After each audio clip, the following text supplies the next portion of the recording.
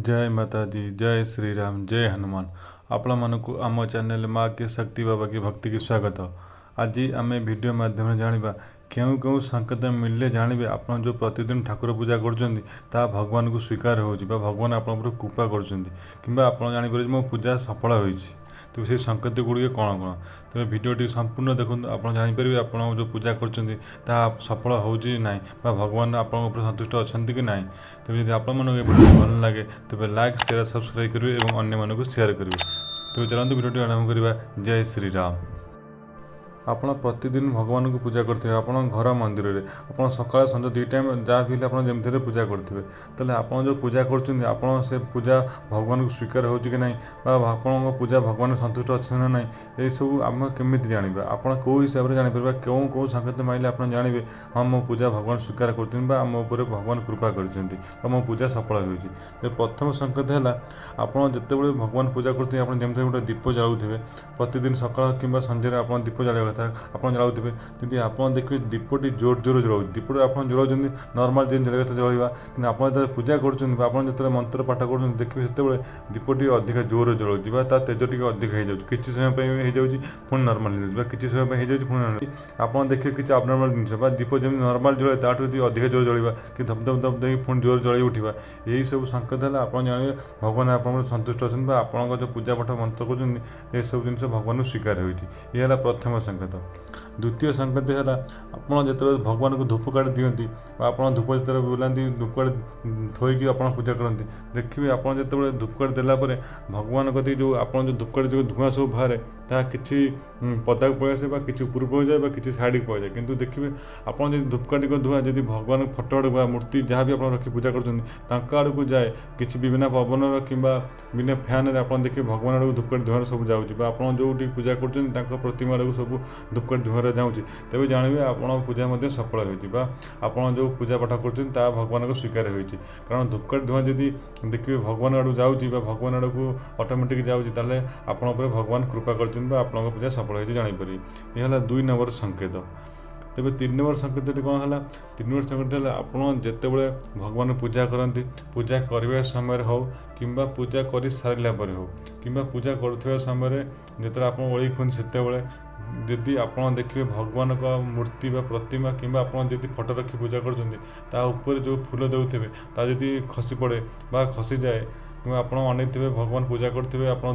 आरती करते खसी जाऊँ कि आप मंत्रपाठ करते भगवान को खसी जाऊँ फूल कि आप जो ओलिखे मुंडिया मारते भगवान को जिते आप जानवे आप भगवान का मुंडू किसी फूल खसुवा आप जो फूल देते खसी जाऊ तेज जानवे भगवान आप पूरा सन्तुष्ट अच्छा आपण पूजा स्वीकार कर गोटे कारण होता है। तेणु पूजा करने समय जब फूल खसला तेज जानवे भगवान आप सन्तुष्ट अच्छा। 4 नंबर संकेत है आप जो देखिए भगवान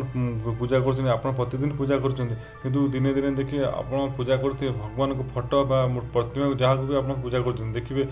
मुँह स्माइल स्माइल स्मेस था हस मुख आप देखिपारे सबुदिन अलग प्रकार देखते कि आप जो मन ध्यान दे पूजा करते भगवान आप सन्तुष्ट थे भगवान आप पूजा को सफल करेंगे भावुले आप देखिए से दिन आप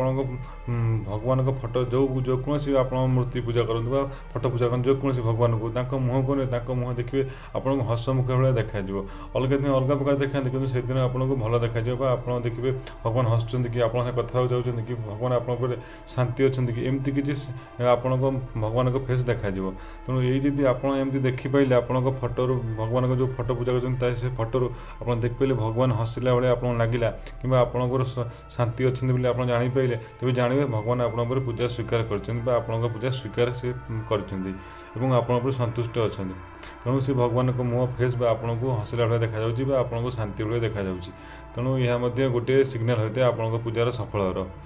5 नंबर संकेत है आप जो भगवान पूजा कर आप आखि बंद कर पूजा करते मंत्र पाठ कर देखिए आप भगवान को मुँह देखा आप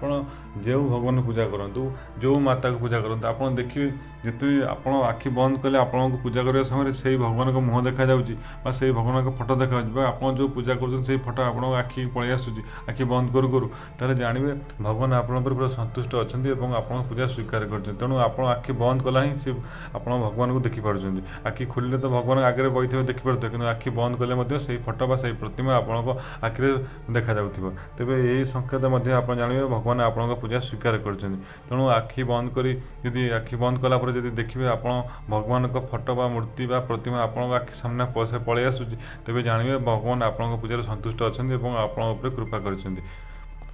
ଇଏ ମଧ୍ୟ ଗୋଟିଏ ସଂକେତ ହୋଇଥାଏ ଭଗବାନ ଆପଣଙ୍କ ପୂଜାରେ ସନ୍ତୁଷ୍ଟ ହେବାର। 6 ନମ୍ବର ସଂକେତ ହେଲା ପୂଜା ସମୟରେ ଆପଣଙ୍କୁ ହାଇ ଆସିବ। ଆପଣ ଯେତେବେଳେ ପୂଜା କରୁଥିବେ ଦେଖିବେ ଆପଣ ଯଦି ଆପଣଙ୍କୁ ହାଇ ଆସିଲା ବା ଆପଣଙ୍କୁ ନିଦ ଆସିଲା ଭଳି ଲାଗିଲା, ଆପଣଙ୍କୁ ହଠାତ୍ କିଛି ନଥିବ, ଆପଣ ଆକ୍ଟିଭ୍ ଥିବେ, ଗାଧୋଇବେ ଫାଧୋଇବେ ଠିକ୍ଠାକ୍ କରିବେ, ଯେମିତି ଠାକୁର କତିକି ଆସିବେ ଆପଣଙ୍କୁ ଟିକେ ନିଦ ଲାଗିବ ବା ହାଇ ଆସିବ, ତାହେଲେ ଜାଣିବେ ଏହା ମଧ୍ୟ ଗୋଟେ ପଜିଟିଭ୍ ସାଇନ୍ ବା ଶୁଭ ସଂକେତ ଆପଣ କହିପାରିବେ। କାରଣ ପୂଜା ସମୟରେ ଯଦି ଆପଣଙ୍କୁ ହାଇ ଆସିଲା ବା ନିଦ ଆସିଲା, ତାହେଲେ ଜାଣିବେ ଭଗବାନ ଆପଣଙ୍କର ସନ୍ତୁଷ୍ଟ ଅଛନ୍ତି ଏବଂ ଭଗବାନ ଆପଣଙ୍କ ସେହି ସ୍ଥାନରେ ଉପସ୍ଥିତ ଅଛନ୍ତି। ତେଣୁ ଏହାଦ୍ୱାରା ଭଗବାନ ଉପସ୍ଥିତ ରହିଲେ ଆପଣଙ୍କୁ ଯେମିତି ହେଲେ ଆପଣଙ୍କୁ ପୂଜା ମନ୍ତ୍ର ପାଠ କଲେ ଆପଣଙ୍କୁ ହାଇ ଆସିବ, ଟିକେ ଟିକେ ନିଦ ଆସିଲା ଭଳିଆ ଲାଗିଥାଏ। ତେଣୁ ଯଦି ଆପଣ ପୂଜା କରିବା ସମୟରେ ଆପଣ ଯଦି ହାଇ ଆସିଲେ ଜାଣିବେ ଆପଣଙ୍କ ଉପରେ ଭଗବାନ ସନ୍ତୁଷ୍ଟ ଅଛନ୍ତି ଏବଂ ଆପଣ ଯେଉଁଠି ପୂଜା କରୁଛନ୍ତି ସେହି ମନ୍ଦିରରେ ଭଗବାନ ଉପସ୍ଥିତ ହିଁ ଅଛନ୍ତି। 7 ନମ୍ବର ସଂକେତ ହେଲା ଆପଣ ଯେତେବେଳେ ପୂଜା କରିବାକୁ ଯିବେ ସେତେବେଳେ ଆପଣଙ୍କୁ ଖୁସି ଲାଗିବ। ଅର୍ଥାତ୍ ଅନେକ ବ୍ୟକ୍ତି ଅଛନ୍ତି ଯିଏକି ପୂଜା କରିବା ପାଇଁ ବିରକ୍ତ ହୁଅନ୍ତି ବା ବାଧ୍ୟରେ ପୂଜା କରନ୍ତି ବା ତାଙ୍କୁ ଜବରଦସ୍ତ କଲେ ପୂଜା କରନ୍ତି, କିମ୍ବା ସେ ଇଚ୍ଛା ନଥିଲେ ମଧ୍ୟ ଜବରଦସ୍ତ ଯାଇ ପୂଜା କରନ୍ତି। କାରଣ ଗୋଟେ ତାଙ୍କ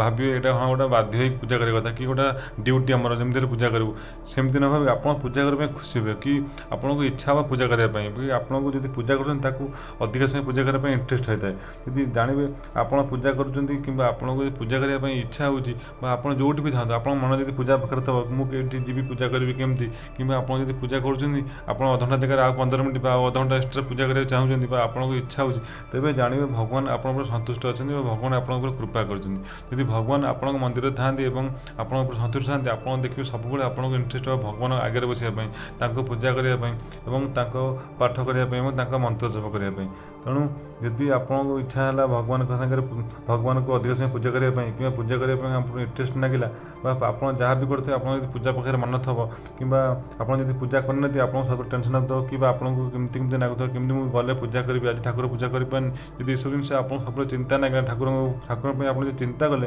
ତାହେଲେ ଜାଣିବେ ଆପଣଙ୍କ ଉପରେ ଭଗବାନ ସନ୍ତୁଷ୍ଟ ଅଛନ୍ତି ଏବଂ ଆପଣଙ୍କ ପୂଜା ସ୍ୱୀକାର କରିଛନ୍ତି। ତେଣୁ ଆପଣ ସବୁବେଳେ ଭଗବାନଙ୍କ କଥା ଭାବୁଛନ୍ତି ଏବଂ ଭଗବାନ ଆପଣଙ୍କୁ ସେସବୁ ଜିନିଷ ମନେ ପକାଉଛନ୍ତି। ତେଣୁ ଏହା ମଧ୍ୟ ଗୋଟେ ଶୁଭ ସଂକେତ ବା ପଜିଟିଭ୍ ସାଇନ୍, ଆପଣଙ୍କ ପୂଜା ସ୍ୱୀକାର ହୋଇଛି ବୋଲି ଆପଣ ଜାଣିପାରିବେ। ଏବଂ ଶେଷ ସଂକେତ ବା 8 ନମ୍ବର ସଂକେତ ଆପଣ କହିବେ, ଆପଣ ଯେତେବେଳେ ରାତିରେ ଶୋଇଥିବେ ଆପଣ ଦେଖିବେ ବହୁତ ସମୟ ବ୍ରହ୍ମ ମୁହୂର୍ତ୍ତରେ ହେଉ ବା ଆପଣ ଦିନରେ ମଧ୍ୟ ଯଦି ଶୋଇପଡ଼ନ୍ତି, ଆପଣଙ୍କୁ ସେହି ସମୟରେ ଭଗବାନଙ୍କ ସ୍ୱପ୍ନ ଆସିବ। ଆପଣ ଯେଉଁ ଭଗବାନ ପୂଜା କରୁଛନ୍ତି ସେହି ଭଗବାନଙ୍କୁ ଆସିପାରେ, ଆପଣ କିମ୍ବା ଆପଣ ଯେଉଁ ଭଗବାନ ଜାଣିଛନ୍ତି ସେ ଭଗବାନଙ୍କୁ ଆସିପାରେ। ଆପଣ ଯଦି ଦେଖିବେ ନିଦରେ ଶୋଇଥିବା ସମୟରେ ଆପଣଙ୍କୁ ଭଗବାନ ପୂଜା କରୁଥିବାର ସ୍ୱପ୍ନ, କିମ୍ବା ଭଗବାନ ଦର୍ଶନ ଦିଅନ୍ତି ସ୍ୱପ୍ନ ମଧ୍ୟରେ, କିମ୍ବା ଭଗବାନ ଆପଣଙ୍କୁ କିଛି କହୁଛନ୍ତି ସ୍ୱପ୍ନ ମାଧ୍ୟମରେ, ବା ଭଗବାନ ଆପଣଙ୍କୁ କିଛି ଉପଦେଶ ଦେଇଥାନ୍ତି ସ୍ୱପ୍ନ ମାଧ୍ୟମରେ, ଯଦି ଭଗବାନଙ୍କୁ ଦେଖିବା ସ୍ୱପ୍ନ ମାଧ୍ୟମରେ, ତାହେଲେ ଜାଣିବେ ଭଗବାନ ଆପଣଙ୍କର ସନ୍ତୁଷ୍ଟ ଅଛନ୍ତି ଏବଂ ସେ ଆପଣଙ୍କୁ କିଛି କହିବା ପାଇଁ ଚାହୁଁଛନ୍ତି ଏବଂ ଭଗବାନ ଆପଣଙ୍କ ପୂଜାରେ ପୁରା ସନ୍ତୁଷ୍ଟ ହୋଇ ଆପଣଙ୍କୁ କିଛି ଦର୍ଶନ ଦେଉଛନ୍ତି, ଆପଣ ଜାଣିପାରିବେ। ଏହିସବୁ ସଂକେତ ବା